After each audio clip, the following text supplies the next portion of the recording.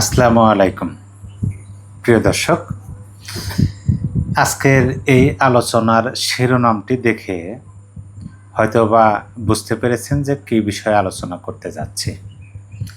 আওয়ামী সভানেত্রী তিনি তো ঘোষণা দিয়েছেন তিনি আসবেন। আমি প্রথমে শিরোনামের বিষয়টা একটু ক্লিয়ার করে নিই আপনাদের কাছে। সেটা হলো যে হাত পা গুটিয়ে নেওয়া বলতে আমরা কী বুঝি। এই বাক্যটা কিন্তু আমরা শুনেছি, এটা হচ্ছে একটা প্রচলিত বাংলা বাগধারা। এটা আমরা বইয়ের পাতায় হয়তো বা পড়েছি, কিন্তু কোথায় ব্যবহৃত হয়, কোন ক্ষেত্রে? কোনো কাজ বা দায়িত্ব থেকে নিজেকে বিরত রাখা, কোনো কাজ বা দায়িত্ব থেকে, দায়িত্ব এই শব্দটা মনে রাখবেন। অলস হয়ে বসে থাকা বা কোনো বিষয়ে আগ্রহ হারিয়ে ফেলা। আপনি এখন মিলাইতে থাকেন। আমি শেখ হাসিনা, এই যে শিরোনামের মধ্যে শেখ হাসিনা নামটা আছে, তাহলে আমরা 2024-এর 5ই আগস্টের পরে প্রথমে ছাত্রলীগকে নিষিদ্ধ করা হলো, তারপরে আওয়ামী লীগের কর্মকাণ্ড নিষেধাজ্ঞা দেওয়া হলো, তারপরে আন্তর্জাতিক অপরাধ ট্রাইব্যুনালে শেখ হাসিনার বিরুদ্ধে মামলার রায় ঘোষণা করা হলো। সে রায় ঘোষণার পরের কথাটুকু আমি বলি। কথিত জুলাই যোদ্ধা কাদেরকে বলা হয়? যারা যুদ্ধ করেছেন, যারা মহান কাজ করেছেন, নিজের জীবন বাজি রেখে দেশ ও দশের মঙ্গলে কাজ করেছেন, তারাই তো যোদ্ধা। বা সশস্ত্রভাবে যারা যুদ্ধে ঝাঁপিয়ে পড়ছেন তারাই যোদ্ধা। আমরা বলি যে বীর মুক্তিযোদ্ধা, মানে মুক্তিযুদ্ধে যারা ঝাঁপিয়ে পড়েছিলেন তারাই মুক্তিযোদ্ধা। কিন্তু এখানে হচ্ছে কথিত যোদ্ধা, জুলাই আগস্ট আন্দোলন হয়েছে, যুদ্ধের কোনো ছিটেফাটা নেই, তারপরেও যোদ্ধা, সেজন্য বলা হয় কথিত জুলাই যোদ্ধা। সেই কথিত জুলাই যোদ্ধাদের আমরা উৎসাহ, উদ্দীপনা এবং তাদের উচ্ছ্বাস দেখে বিস্ময় প্রকাশ করেছি বারবার।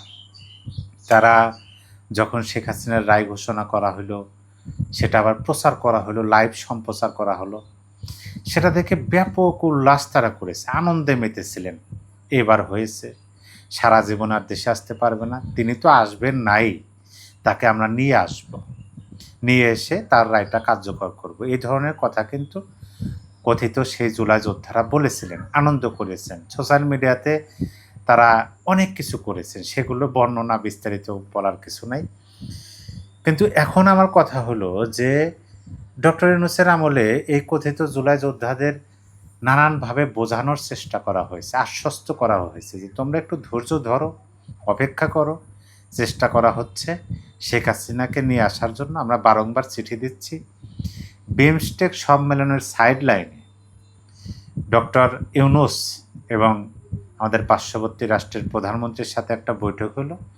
সেই বৈঠকের পরে প্রোপাগান্ডা মেশিন ডাস্টবিন শফিক তিনি বাংলাদেশের মিডিয়াতে সংবাদ দিলেন যে শেখ হাসিনাকে ফেরতের বিষয়ে ডক্টর ইউনূস অর্থাৎ প্রধান উপদেষ্টা প্রধানমন্ত্রীর কাছে জানিয়েছেন এবং ইতিবাচক সাড়া পাওয়া গেছে, তার মানে ফিরিয়ে দেবেন। এইটা শুনে তো সেই কথিত জুলাই যোদ্ধারা আরও আনন্দে মেতে উঠল যে কাজ হয়েছে। ডক্টর ইউনূস তো সেই আন্তর্জাতিক মানের খেলোয়াড়, তিনি তো ওই ছোটোখাটো মাঠে খেলেন না, তিনি বিশ্ব দরবারে খেলাধুলা করেন। তাহলে অবশ্যই শেখ হাসিনাকে নিয়ে আসবেন। একের পর এক চিঠি যাচ্ছে, ভারত তো কোনোভাবেই সেই চিঠিতে সায় দিচ্ছে না। স্পষ্টভাবে জানিয়ে দিলেন এক পর্যায়ে ভারতের পররাষ্ট্রমন্ত্রী যে শেখ হাসিনা তিনি বাংলাদেশের একজন নির্বাচিত প্রধানমন্ত্রী হিসাবে এই দেশে বাংলাদেশের পরিবেশ পরিস্থিতিতে তার জীবনের ঝুঁকি বা হুমকির মুখে এসেছেন, তাকে আমরা আশ্রয় দিতে বাধ্য হয়েছি, আমরা দিয়েছি তাকে আশ্রয়। শুধু তাকে নয়, তার দলের অনেক নেতাকর্মীদেরকেও দেওয়া হয়েছে। সেটা তার বিষয়, তিনি কোথায় যাবেন, কতদিন এখানে থাকবেন, বাংলাদেশে যাবেন না অন্য কোনো রাষ্ট্রে যাবেন, সম্পূর্ণ কিছু তার উপরে নির্ভর করা হইতেছে। এই ধরনের বার্তা যখন আসলো, তখন সে কথিত জুলাই যোদ্ধাদের তাদের কি বলে, যেটাকে বাংলায় বলে বিগড়ে ওঠা, সেরকম একটা পরিবেশ পরিস্থিতি তৈরি হলো। এত বড় কথা, তিনি একজন দণ্ডপ্রাপ্ত আসামি, তাকে আসতেই হবে, জুলাই আগস্ট আন্দোলনে এত এত কিছু করছে, তাকে দিতেই হবে। তারপরে আমরা শুনতে পেলাম যে ডক্টর ইউনূসের প্রোপাগান্ডা মেশিন ডাস্টবিন শফিক যেটা বলছিলেন, আদৌ সেরকম কোনো প্রস্তাব প্রধানমন্ত্রীকে দেওয়া হয় নাই। শুধু এটুকু অনুরোধ করা হয়েছে যে তিনি যেন একটু চুপ থাকেন, তিনি যেন বক্তব্য না দেন। সেই বিষয়ে পরিষ্কারভাবে বলে দিলেন যে কথা বলা না বলা এটা হচ্ছে বাক স্বাধীনতার মধ্যে পড়ে, ভারত বাক স্বাধীনতায় বিশ্বাসী। তিনি কার সাথে কথা বলবেন, তার নেতাকর্মীদের সাথে কথা বলবেন না বক্তব্য দেবেন, সেটা তার বিষয়। এই বিষয়ে তারা হতাশ হলেন। যাই হোক, যে কোনো প্রেক্ষাপটে ডক্টর ইউনূস যদিও মনে মনে আশা করেছিলেন যে থাকবেন 50 বছর 40 বছর, অন্তত 29 সাল পর্যন্ত তিনি থাকবেন। তারপরে পরিবেশ পরিস্থিতির কারণে তাকে নির্বাচন দিয়ে সরে যেতেই হলো। বর্তমান সরকার আসলো, সেই সরকারের উপরও কথিত জুলাই যোদ্ধাদের আস্থা ছিল, বিশ্বাস ছিল, ভরসা ছিল যে শেখ হাসিনাকে নিয়ে আসবেন। এমনকি গুরুত্বপূর্ণ ব্যক্তিরাও বলছেন যে আমরা নিয়ে আসব। খুব সুন্দর কথা। আইনের মাধ্যমে দেশ চলবে, আইনে যেহেতু তার রায় হয়েছে, যদিও একতরফা এক বিশিষ্ট, কারণ তাদের পক্ষ থেকে কেউই ছিলেন না। ইউনূস সরকারের পক্ষ থেকে একজন আইনজীবী নিয়োগ দেওয়া হয়েছিল, তিনি হাসতে হাসতে বরণ করে নিয়েছিলেন সেই রায়। এখন আসেন বর্তমানে সাম্প্রতিক 2-1 দিনের ঘটনায়। শেখ হাসিনা তিনি নিজে আসার কথা বললেন। তাহলে এই কথার পরিপ্রেক্ষিতে এই যে কথিত জুলাই যোদ্ধাদের কি হওয়ার কথা, আনন্দে তাদের মেতে ওঠার কথা যে এবার হয়েছে, আমরা তাকে হাজার চেষ্টা করে নিয়ে আসতে পারলাম না, তিনি নিজে আসবেন, ক্ষমতায় তো আমরাই আছি, এখন তার বিরুদ্ধে যে রায় ঘোষণা হয়েছে সেটা কার্যকর হবে, এটা কিন্তু আনন্দের বিষয় সে কথিত জুলাই যোদ্ধাদের ক্ষেত্রে।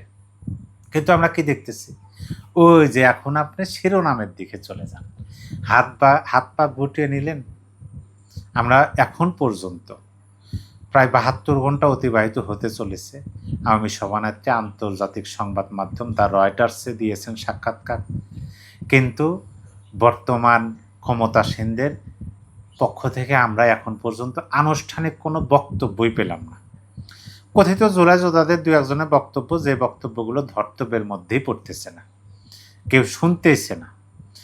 তাহলে এই যে তাদের যে রায় কার্যকর করার আকাঙ্ক্ষা, সেই আকাঙ্ক্ষা থেকে কি হাত পা গুটে নিতে বাধ্য হলেন তারা?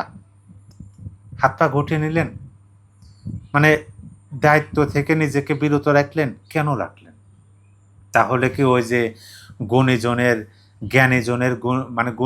জ্ঞানী কথা আমরা শুনেছি অতীতে, যে আওয়ামী সভানেত্রী শেখ হাসিনা যখন বলবেন যে আমি আসতেছি, আমি আসব, তখন অনেকেরই কাঁপনি ধরে যাবে, অনেকেরই শরীরে ঘাম ঝরতে শুরু করবে, অনেকে পালানোর পথ খুঁজবেন। তাহলে সেই গুণীজনের জ্ঞানী কথাগুলোই এখন বাস্তবে রূপান্তরিত হতে আমরা দেখতেছি। শেখ হাসিনা তো এখনো আসেনি নাই। তাই এইভাবে বারবার জনগণকে ধোঁকা দেওয়া, বারবার জুলাই আগস্টে একবার জনগণ ধোঁকায় পড়েছে, বর্তমানে আবার যেটা দেখতেছি, এখন বিচার করবে কি তাকে আনতে, তিনি যেন আসতে না পারেন, তিনি এখন নিজের ইচ্ছায় আসতে চাচ্ছেন এবং এখন তিনি যেন আসতেই না পারেন, সেই জন্য ব্যাপকভাবে হয়তো বা তারা কাজ করতেছেন।